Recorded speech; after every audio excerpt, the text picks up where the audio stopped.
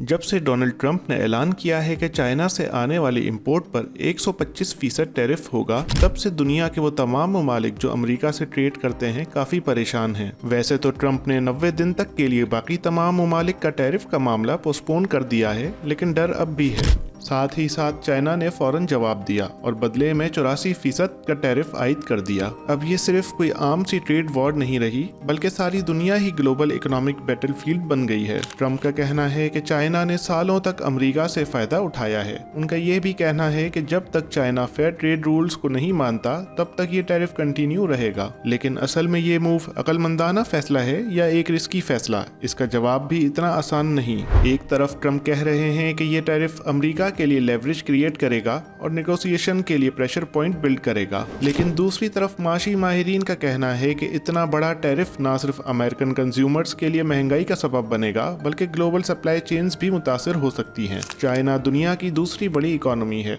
और अगर वो रिएक्ट करता है तो उसका असर सिर्फ अमेरिका पर नहीं बल्कि एशिया, यूरोप, हत्ता के पाकिस्तान तक महसूस करेगा। ट्रंप ने बाकी ममालिक के लिए 90 दिन का पॉज दिया है, लेकिन चाइना के लिए नहीं। इसका मतलब ये है कि टारगेट सीधा चाइना है, लेकिन सवाल ये है कि अगर चाइना रिटेलिएट करता रहा, और वो क्लियरली कह चुका है कि वो आखिर तक लड़ेगा, तो क्या ये लड़ाई कभी खत्म होगी? और सबसे खतरनाक बात ये है कि ये सब कुछ इलेक्शन के फौरन बाद से शुरू हो गया है। कुछ लोग कह रहे हैं कि ये सब पॉलिटिकल स्टंट है, जिसमें ट्रंप अपने सपोर्टर बेस को दिखाना चाहते हैं कि वो स्ट्रांग हैं और चाइना के खिलाफ टफ हैं। लेकिन इकोनॉमिक एक्सपर्ट्स इसे जाती अना का मसला करार दे रहे हैं, क्योंकि इसका डायरेक्ट इम्पैक्ट अमेरिका की इंडस्ट्रीज, जॉब्स और इन्फ्लेशन पर पड़ता है। चाइना पहले ही अल्टरनेटिव मार्केट्स एक्सप्लोर कर रहा है। वो अपनी एक्सपोर्ट्स को डोमेस्टिक कंजम्पशन की तरफ शिफ्ट कर रहा है। और याद रखें, ये वही चाइना है जिसने पहले भी अमेरिका के सोयाबीन्स और टेक इंपोर्ट्स को हिट किया था, और इस दफा वो मजीद ज्यादा एग्रेसिव हो सकता है। और बात सिर्फ अमेरिका या चाइना की नहीं,